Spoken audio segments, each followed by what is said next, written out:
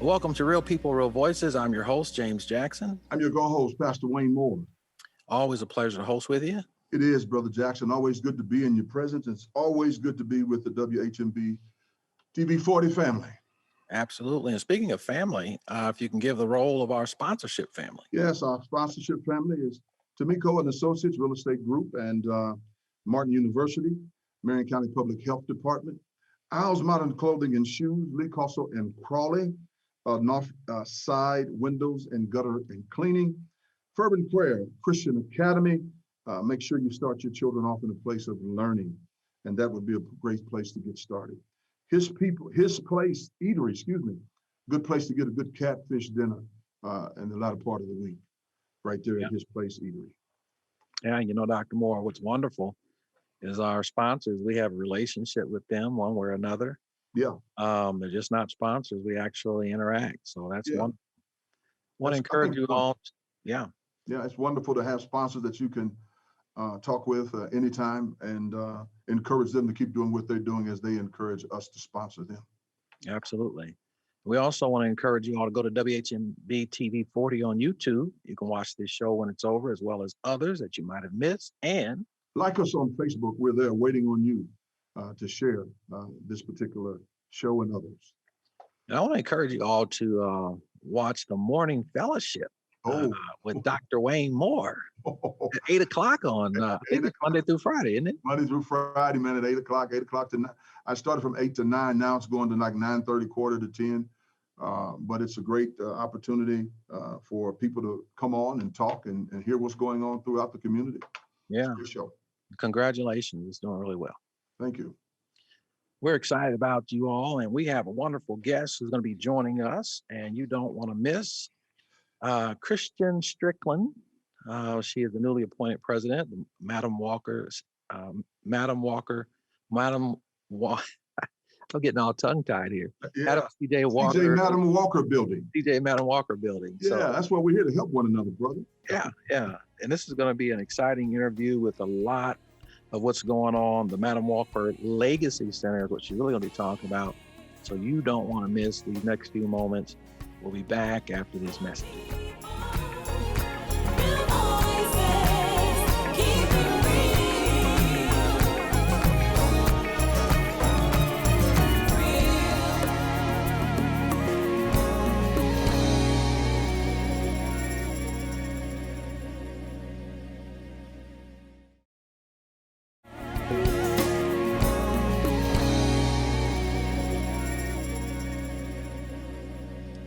Welcome back. We're joined by the president of the Madam Walker Legacy Center.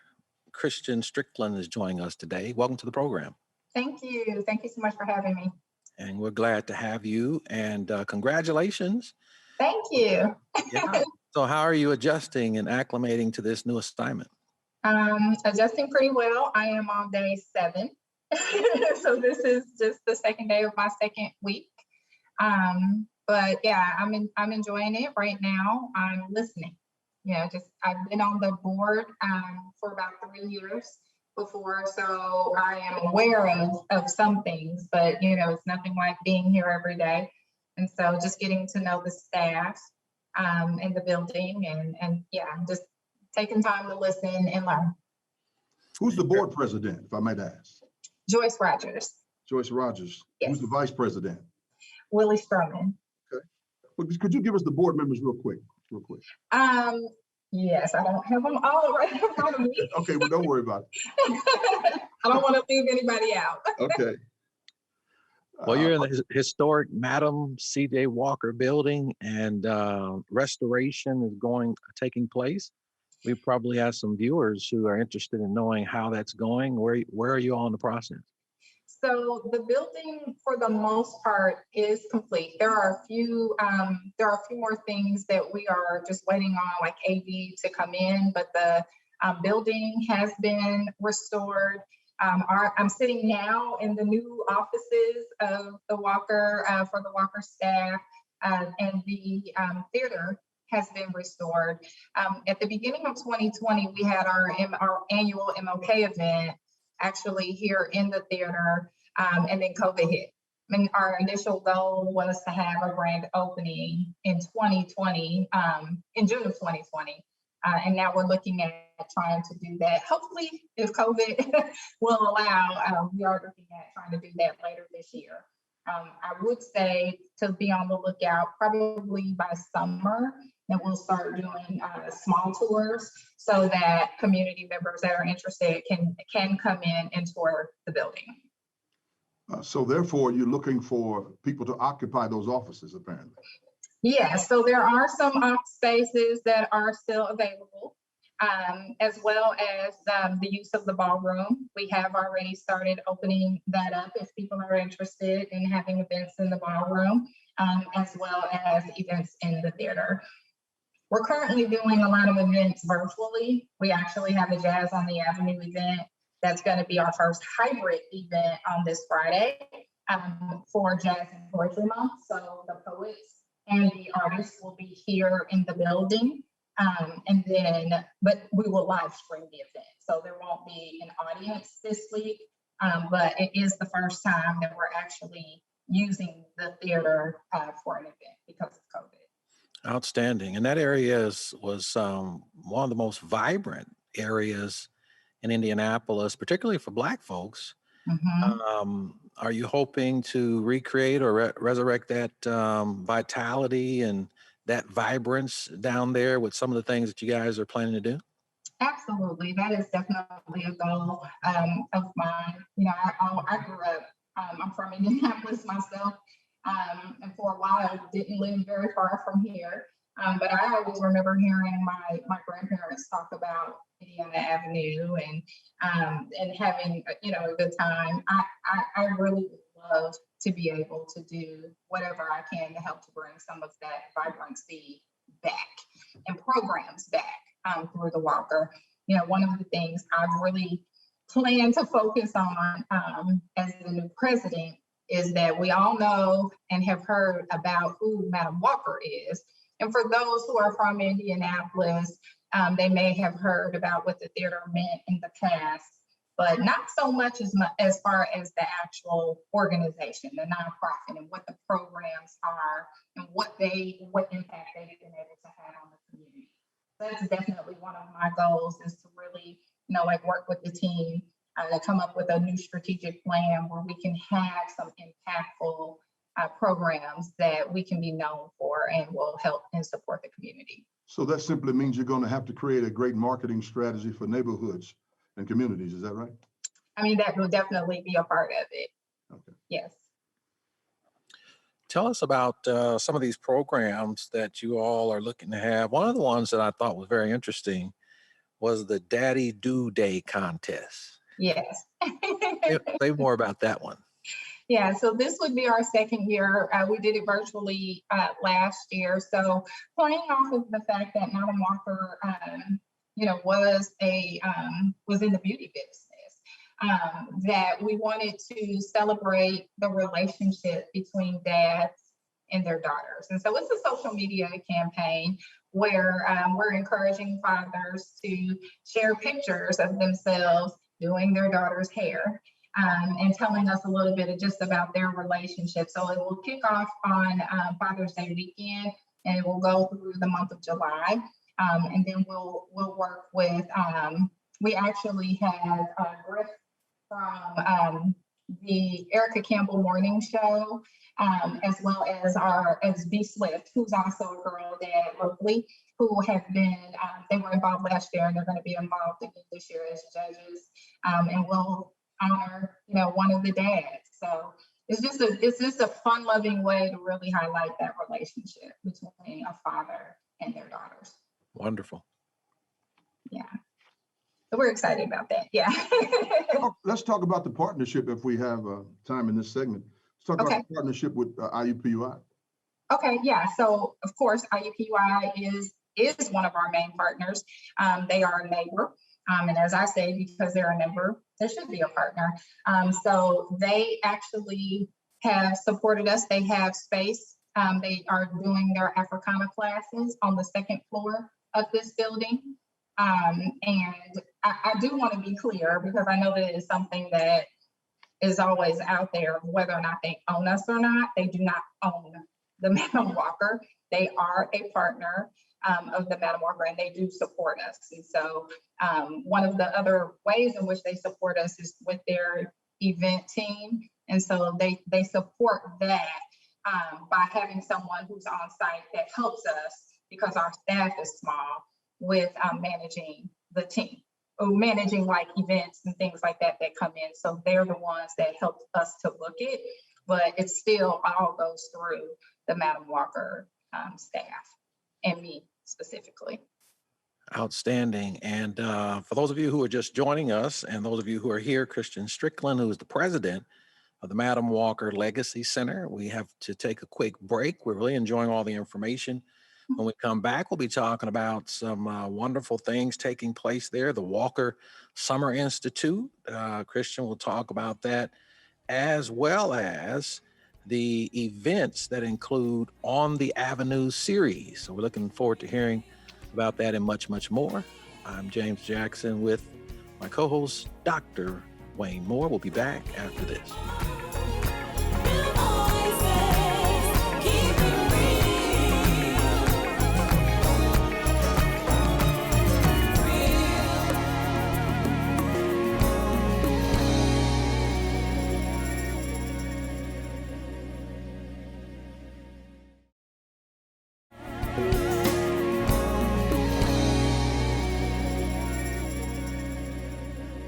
Welcome back to Real People, Real Voices, and we are again joined by the president of a wonderful facility here in the city of Indianapolis. For all those of you who are watching and may not know, Christian Strickland is the president, newly appointed president of the Madam Walker Legacy Center, and we're expecting a lot out of this effort and what we're going to be seeing here.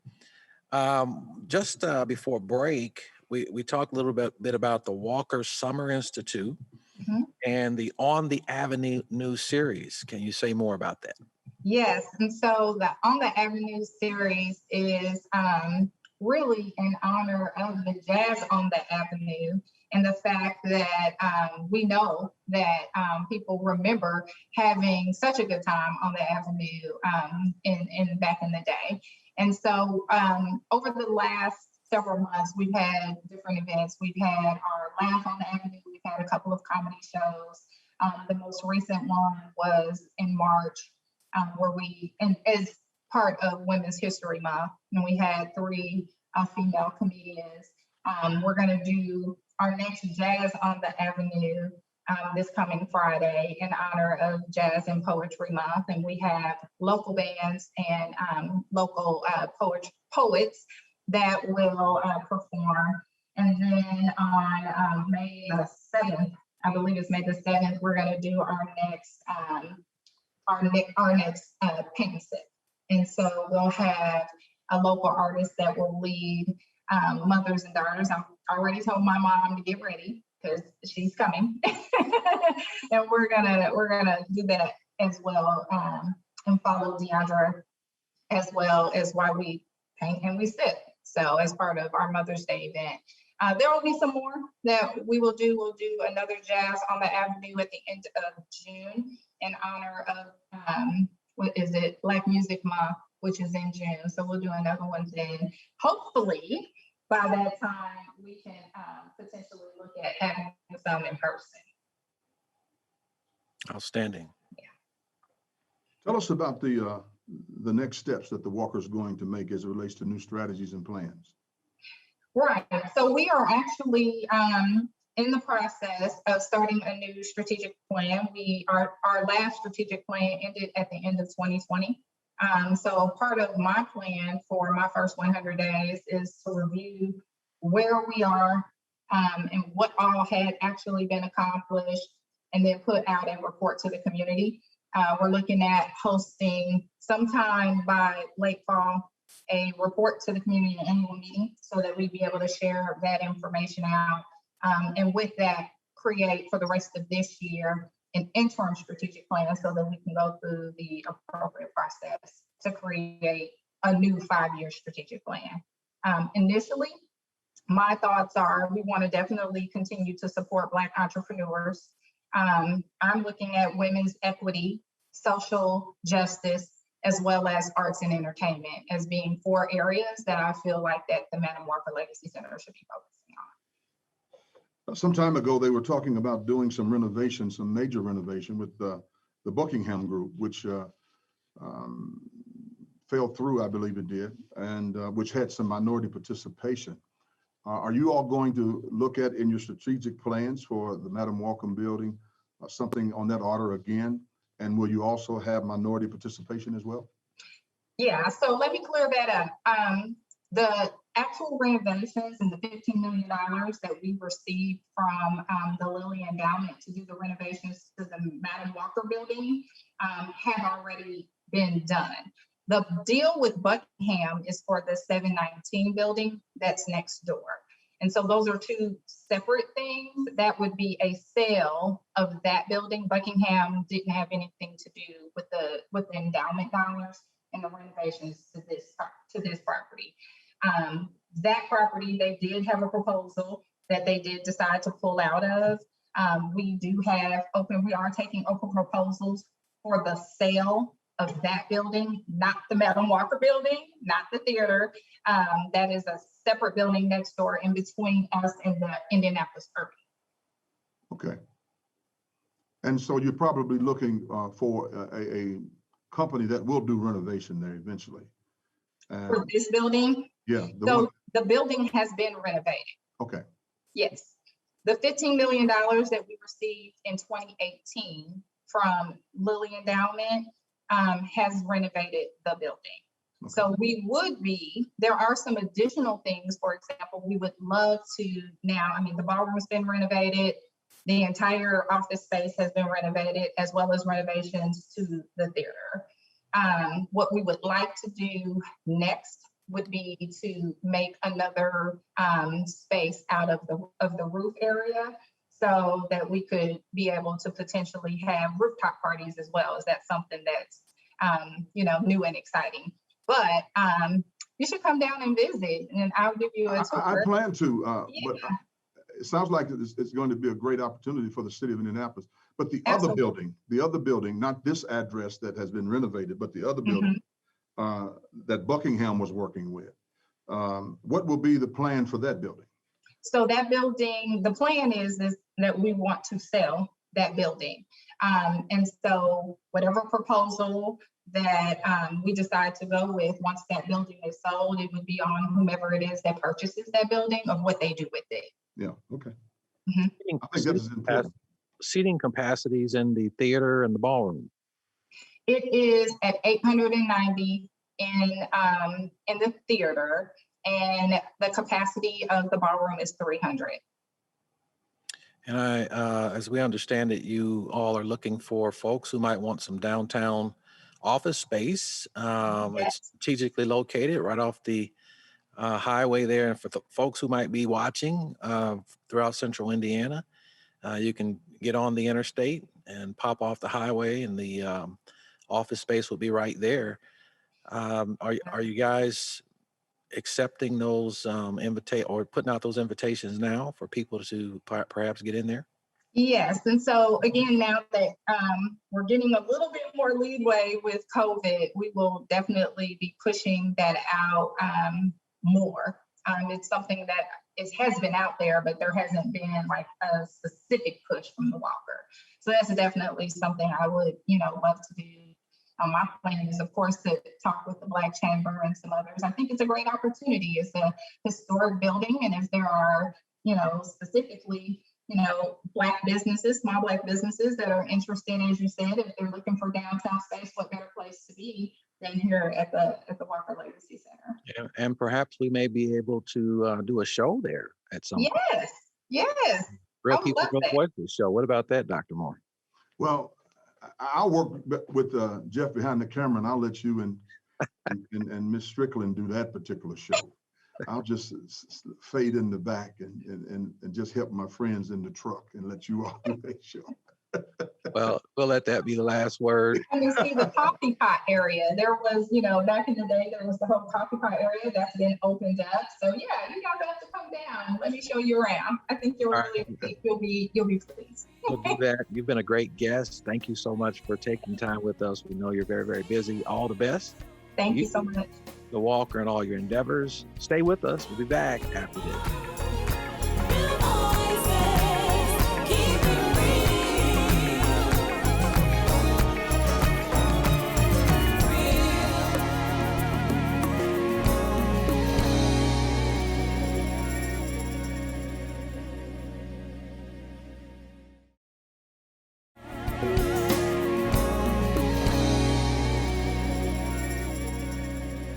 Welcome back to Real People, Real Voices. We hope that you enjoyed our very special guests on today. I'm James Jackson, your host. I'm your co-host, Pastor Wayne Moore. And I'm Curtis Baker with TV 40 WHMB Channel 40. How we doing, guys? Doing pretty good, man. How you doing? Doing good. Well, you know what? It's spring is in the air. Weather's breaking. Warm temperatures outside. God is good. Even to me. Absolutely. And speaking of those temperatures, Miss Strickland was talking about the possibility of rooftop parties. Yeah, that's interesting. Yeah. Rooftop party and jazz back on the avenue. Yeah. The Walker Building has went through some tremendous changes over the years, but yet she still stands strong in the community. And we pray that the community would connect with it and engage with it to keep it alive and vibrant. Because if we really look at Indiana Avenue from West Street, or Andrew J. Bowner, I would call it West Street, all the way back to Indiana Avenue, 16th Street. That is the last piece of history of the Black community in Indianapolis as we know it to be, have known it to be. That is, that building that sits on that point is the last piece of Black history as we have known it to be in Indianapolis. Yeah. Well, I have all the confidence in the world with Christian that she's really, I think, is a bright spot coming into the situation. And I look forward to seeing the great things that are going to be happening there on the avenue with the Walker Theater. I can't wait to go in and see the new things that they've done to redevelop the theater and the ballroom. We're going to bring back jazz on the avenue. And what else are we bringing back? We're bringing back the amateur night at the Walker, just like the Apollo Theater. It's going to be the new Harlem of Indianapolis. But this young lady, we're hoping that she understands the true legacy of that particular building and would preserve it in her presidency. I think it's rather important. And I think we need to be conscious of the fact that it could be a great new beam, regenerated beam for the city of Indianapolis. We'll let that be the last word. Very well said. Thank you all. We'll see you next time.